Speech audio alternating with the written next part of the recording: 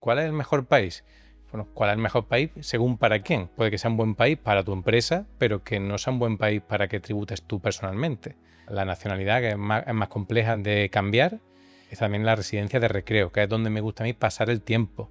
Se puede practicar, por ejemplo, lo que se llama el geoarbitraje, que es cobro de un país, imagínate un país europeo, un país con rentas altas, pero me lo gasto en un país con renta más baja. El caso de Paraguay, este año está siendo la estrella. En Paraguay no hay cuota de autónomos. El IRP, que es el equivalente al IRPF español, se paga pues hasta un 10%, pero no del bruto, sino del neto. Es decir, nos podemos deducir gastos. Y cuando digo gastos, son muchísimos gastos. Los vaqueros que me compro en Zara, las comidas de los restaurantes. Al final realmente pagamos un 10% en Paraguay sobre el ahorro.